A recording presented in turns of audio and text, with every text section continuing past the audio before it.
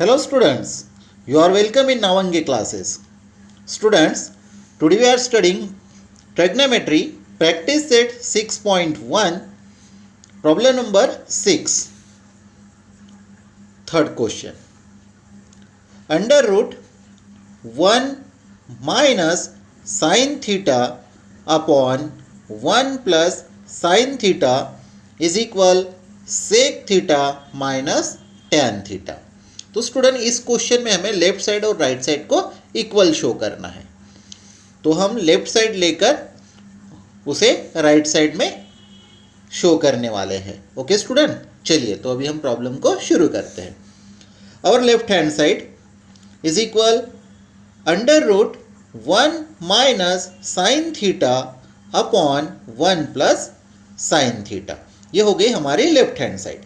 अभी स्टूडेंट्स इस left hand side का यूज़ करके हमें राइट साइड में जो बताया है sec theta minus tan theta, ये हमें शो करना पड़ेगा. ध्यान दीजिएगा स्टूडेंट, अभी हम एक एक स्टेप को अच्छी तरह से समझते हैं. नेक्स्ट स्टेप में देखिए हमने यहाँ पे क्या किया, जो हमारा डिनोमिनेटर था जिसमें 1 प्लस साइन थीटा लिखा हुआ है, हमने इस डिनोमिनेटर में जो प्लस का साइन था, तो हम जब मल्टीप्लाई कर रहे हैं तो यहाँ पे हम माइनस के साइन का यूज़ कर रहे हैं और बाकी जो 1 और इधर साइन थीटा था वो एज इट इज़ लिखा, यानी 1 माइनस साइन थीटा से हम इस डिनोमिनेटर को मल्टीप्लाई कर रहे हैं. तो स्टूडेंट्स सेम वैसे ही हम इस न्यूमरेटर के साथ में भी इसी 1 माइनस साइन थीटा के साथ मल्टीप्लाई करेंगे, क्योंकि एक स्टूडेंट्स रूल है. उस रूल के मुताबिक ऐसा है कि अगर हम डिनोमिनेटर को जिस नंबर से या जिस वेरिएबल से मल्टीप्लाई कर रहे हैं उसी नंबर से न्यूमरेटर को भी मल्टीप्लाई किया जाता है. ओके, और स्टूडेंट ये जो प्रोसीजर है यहाँ पे हम जो कर रहे हैं, ये हमने 9th स्टैंडर्ड में पढ़ा हुआ था. उसे रैशनलाइजिंग द डिनोमिनेटर ऐसा कहा जाता है, जिसमें कि ये जो रूट का साइन है हम उससे फिर रिमूव करते थे. ओके, 3rd लेसन में पढ़ा हुआ स्टूडेंट्स हमने ये. तो स्टूडेंट ध्यान दीजिएगा, अभी जब हम ये 1 माइनस साइन थीटा के साथ मल्टीप्लाई कर रहे हैं तो यहाँ पे ऊपर में अगर हम देखें तो दोनों ब्रैकेट सेम है, और यहाँ पे जो साइन दिया है यहाँ पे माइनस का साइन है, इधर भी माइनस का साइन है, यानी दोनों ब्रैकेट में कुछ भी चेंजेस नहीं है.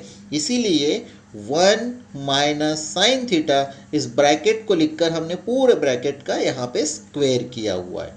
ओके स्टूडेंट्स, तो ये न्यूमरेटर आपको समझ में आ गया कैसे मल्टीप्लाई हुआ.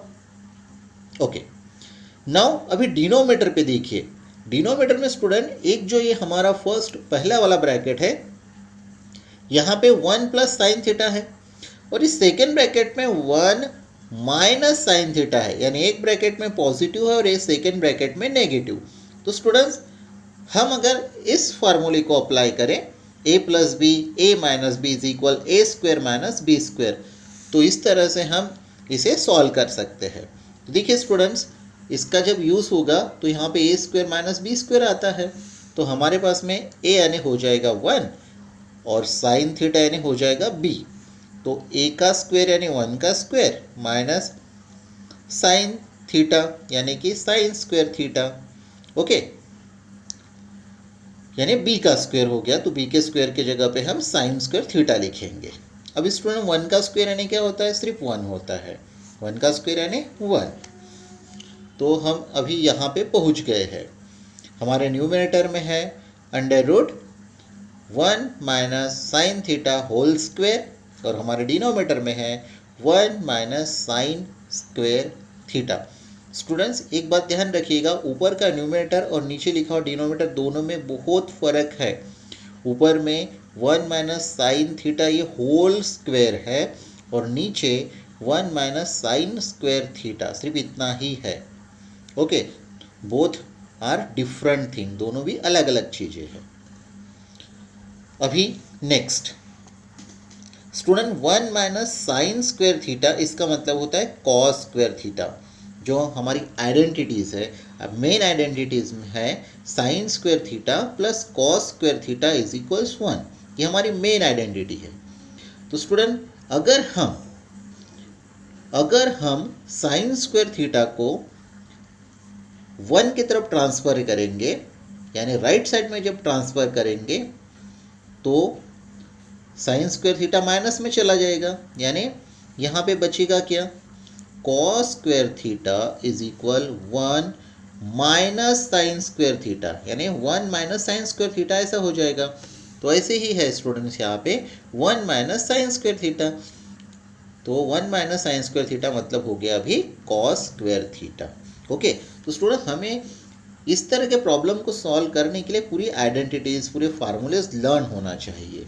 ओके, अभी देखिए स्टूडेंट, हम नेक्स्ट स्टेप में क्या कर रहे हैं, हमारे पास में ये रूट का साइन है ना, और न्यूमरेटर में भी स्क्वायर है और डिनोमिनेटर में भी स्क्वायर है। तो अभी हम क्या कर रहे हैं, ये यहाँ से रूट का साइन और ये स्क्वायर हटा रहे हैं, क्योंकि रूल ऐसा है कि अगर अंडर रूट का साइन है और न्यूमरेटर का स्क्वायर है या डिनोमिनेटर का स्क्वायर है, या अंडर रूट के साइन में अगर स्क्वायर दिया हुआ है तो अंडर रूट का साइन और स्क्वायर ये हट जाता है। तो अभी हमारे पास में रहेगा 1 minus sine theta upon cos theta. अभी ये जो कॉस थीटा दिखा हुआ है, ये स्टूडेंट्स जो न्यूमिनेटर 1 है, 1 माइनस साइन थीटा, तो 1 का हम कॉस थीटा ये डिनोमिनेटर ले सकते हैं और साइन थीटा का भी डिनोमिनेटर कॉस थीटा ऐसा ले सकते हैं। ठीक है, ऐसा क्यों होता है ये मैं अभी आपको समझाता हूँ। हाँ स्टूडेंट्स, ध्यान दीजिएगा, जैसे 2/3 माइनस 1/3 है, तो डिनोमिनेटर सेम है, तो उसको हम 2 माइनस 1/3 यानी डिनोमिनेटर को 1 टाइम लिखेंगे। तो जब हम डिनोमिनेटर को 1 टाइम लिखते हैं तो उसको हम इस तरह से डिनोमिनेटर को 2 बार भी लिख सकते हैं, यानी 2/3 माइनस का साइन और 1/3, ठीक है ना। तो इसी तरह से हम यहाँ पे कर रहे हैं, तो 1/cos आ जाएगा, 1/cos माइनस का साइन और sin/cos। ओके, अभी स्टूडेंट 1/cos का मतलब होता है सेक थीटा और sin/cos थीटा, sin थीटा/cos थीटा का मतलब होता है tan थीटा। ये स्टूडेंट्स, ये सब फार्मूले हमने पढ़े हुए हैं, ठीक है, और आपने इसके पहले की वीडियो में देखा हुआ भी है। सेक थीटा का मतलब होता है 1/cos और tan थीटा का मतलब होता है sin थीटा/cos थीटा।